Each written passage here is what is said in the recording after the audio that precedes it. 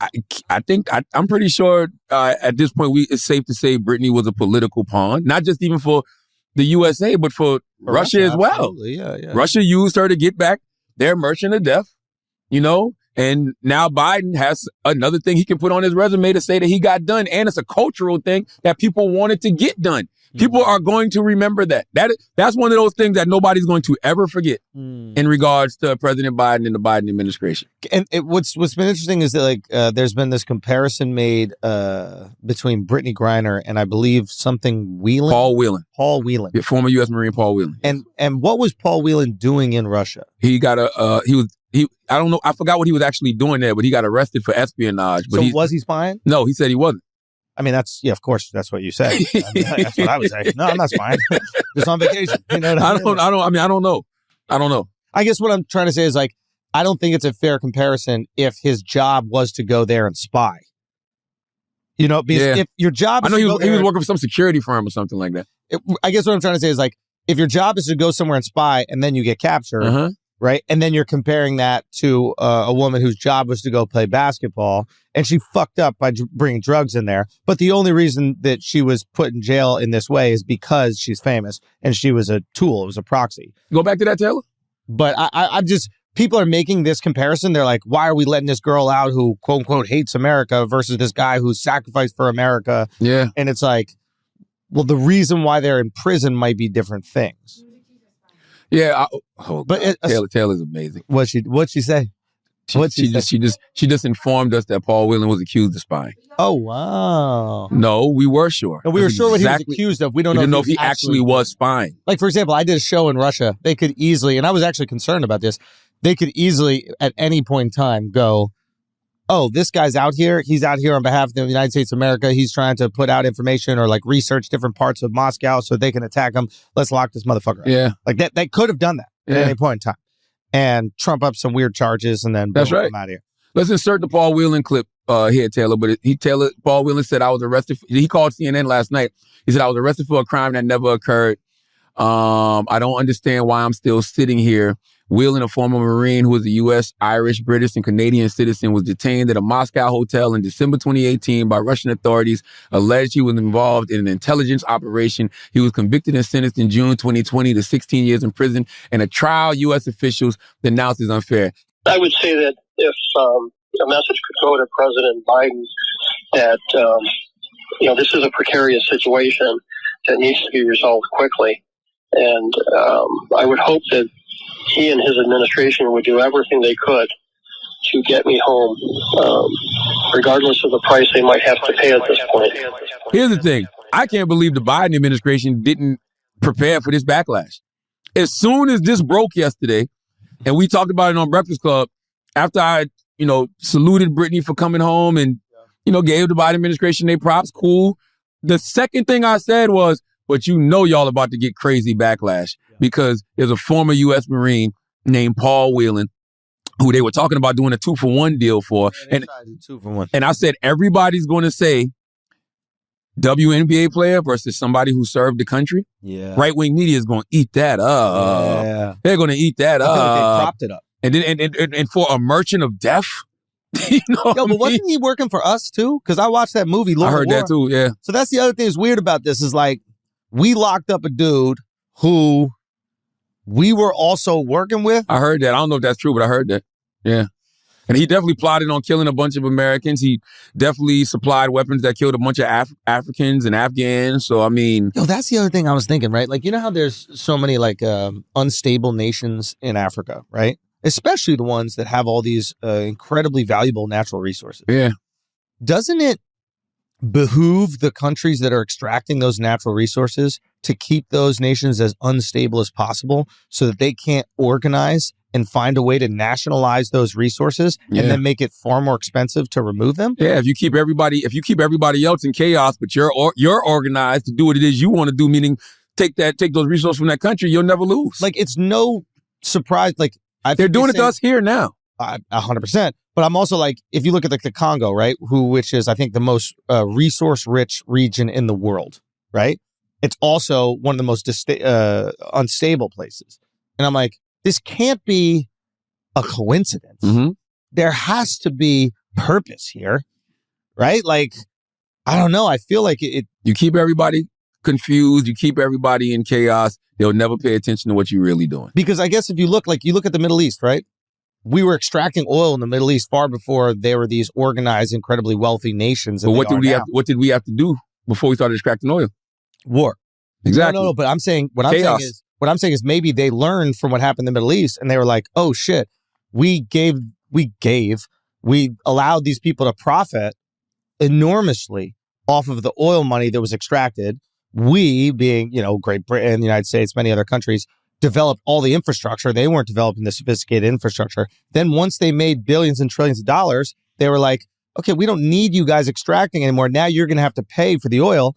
And now I imagine the Western countries going, ooh, we fucked up there. We let shit be too sweet. Mm-hmm. It was way better when they were in chaos and we were just yanking that shit out and paying whatever fucking propped up leader they have. That's right. It's kind of like... Bro, keep people in chaos, man. I'm telling you, why do you think every day on social media is some shit? And that's what I said yesterday. I'm like, oh God, today's going to be one of them shit shows online. Because I knew it was going to happen. I knew that the right-wing media was going to be highly upset that, Paul Whelan wasn't home. I knew they were going to be highly upset that they traded a merchant of death for Britney Griner. I knew that, once that faction of Black Twitter and, what they call the Hoteps found out that, this dude, Viktor, was responsible for the death of a bunch of Africans. I knew that was going to turn into something. I knew that people was going to say, oh, this is an agenda because Britney's LGBT. Like, it was so predictable, and all the usual suspects did what they always do. And what did we do all day yesterday? Fuss and fight. No, and who knows what the fuck was really going on in the world yesterday. You know what I mean? Right. But this is a good lesson. Like, you get locked up abroad. If I get locked up abroad, I'm gay. Why? That's the last thing you want to do is be in some of these countries. No, but I need extra boxes to bring me back. Oh, I get what you're saying. What I mean? I get what you're saying. I'm gay. I get what you're saying. I'm Chinese. I will say. I'm all the whatever it is that you need to curry favor with, that's me. I will say though, man, the Britney situation did show me what communities are capable of. When they decide to organize and strategize and bring awareness and attention to something. Oh, you think that's what made it happen? 100%. Like, yo, I don't even know what endorsement deals Britney got. And you know why I don't know? Because they don't do a good a job of marketing her as people have done over the past 7 to 8 months. You know what I mean? The whole We Are BG campaign, constantly talking about her. Yo, not even on the low. Paul Whelan benefits from Britney Griner. Yeah. Being arrested. Yeah. I never heard of Paul Whelan. Yeah. I never heard of Paul Whelan until the Britney Griner situation. And now conservatives got to carry through on all the shit they're talking about it. Right? Because if you're going to prop him up and say, look how unfair it is, when you get in power, you better get his ass back. Yeah. You talked all that shit about how important he is and the sacrifices he made. You talked all that shit. Yeah. You better make sure that that's not just fluff to criticize the Biden administration. You better make sure you actually care about that, man. Yo, the ill thing is Russia probably sitting back like, hold up. So a WNBA player gets caught with a weed pen, Britney Griner, and they gave us the merchant of death for her. Yep. Oh, we definitely not giving up Paul for nothing. Yeah. We're not giving up Paul for nothing less than 5 first-round picks. You know what I'm saying? Seriously. Like that's literally what it is. I know that's why they're keeping Paul Whelan now. They're like, oh, this is what we got for this? Oh, I know. Oh my God. You know? Biden got bodied in that trade for sure. Easily. Absolutely. But I mean, listen, it might help him. To Dr. Umar's point, it might help him in 2024. I don't know. Here's the thing. You're black. How does it feel? Do you feel like he looked out for you? I'm going to be honest with you, man. Whenever I see any black person, get free from an unjust charge, I'm happy. Well, it was a just charge. 9 years, bro. I don't know what the rules are there, but there are countries where... That's true. I mean, the rules are different. You're right. I'm comparing it to America. You're right. But it just seems unfair. But here's the thing with Biden, though, and this is what I've been saying for the past couple of days, and I'll continue to say, keep that same energy for America. Joe Biden has been responsible for some of the harshest crime, drug legislation in the history of this country. Free him up. You know what I mean? Let him out. If you can look in Russia and say, that's unjust for Britney Griner to be over there with a vape pen. These people locked the fuck up here. It's right. You got people locked up here. Performative nonsense. Right now, he should pardon everybody that's in prison on a federal level for a non-violent weed offense. Agreed. Pardon him. You can do that. You don't need no votes and nothing. He can do that. Done. You know what I'm saying? You should expunge the records. I think he did that. No, he didn't. No. That's not what he did, Alex. What he did was he pardoned everybody who has a simple possession charge. But there's nobody in prison on a federal level for simple possession. No, I thought it was nonviolent weed offense. Nah, it's simple possession of marijuana. There's nobody in prison on a federal level for a simple possession of marijuana charge. So that's great, and it looks good, but there's nothing there, bro. You know what I mean? The only reason I never really criticized it too hard because it's a step in the right direction. Yeah. But now that we see what you can do, run it up. Hey, run it up. You can do that right here in America. You know what I'm saying? And by the way, there is nobody alive right now who should do that more than Joe Biden. Because how do you right your wrongs of the past? You right your wrongs of the past by righting the wrongs of right now. You're president of the United States of America. You have the power to pardon everybody in prison. First of all, you can pardon anybody you want. That's number one on a federal level. But you can pardon those people that are in prison right now for non-violent weed offenses on a federal level. Do it. Yeah. Keep that same energy. Yeah. And there's political prisoners here in America, you know, that you can let free. So I'm just saying, keep that same energy. You know what I mean? You know, don't, and that's what I want us to do. Keep the pressure where the pressure needs to be. Because I think sometimes we get jaded with democracy, but are we really participating in democracy? Democracy isn't just voting and they get in and then you just wait for them to do something. You got to push until something happens. That's why I love what my girl Tesla Figueroa always says, push the fucking line, yo. So that's all I care about. Let's see if he does it. I don't think he will. And also with Britney, I'm just like, for me, it's just like, yo, why wouldn't I be happy that Britney Griner's out of prison?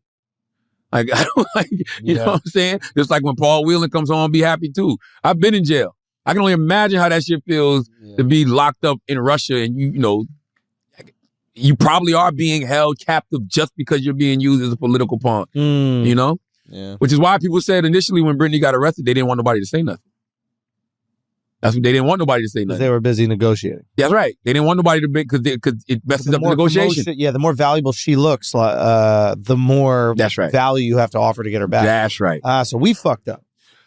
Maybe. He's fucked up. Maybe. But if nobody cared, they wouldn't even get it. That's what I'm saying. I understand both sides. It looks weak politically that like one of our sports stars is locked up in another country. We can't do anything about it. It looks weak as a country. And you have to think about like outside of whether or not we should protect our citizens abroad. Because I was thinking about that yesterday. I'm like, if we break the law abroad, do we bully other countries to make exceptions? I don't know. Like, if someone from another country came here, broke the law, lock that motherfucker up. How dare he disrespect me? Yeah. So I'm like, and now the diplomats from those countries got to deal with each other.